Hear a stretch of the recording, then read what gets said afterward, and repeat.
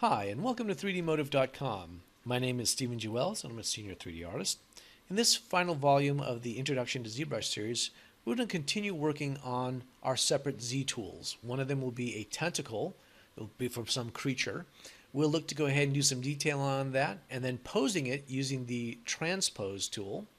We'll then look at the stone block that we made and go ahead and start duplicating it within the subtool itself to be able to make a stone wall.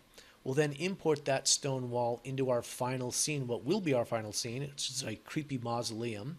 Create the walls. We're going to actually look at detailing the columns on the sides, much like we've already done before, just applying a lot of what we've done into our final scene.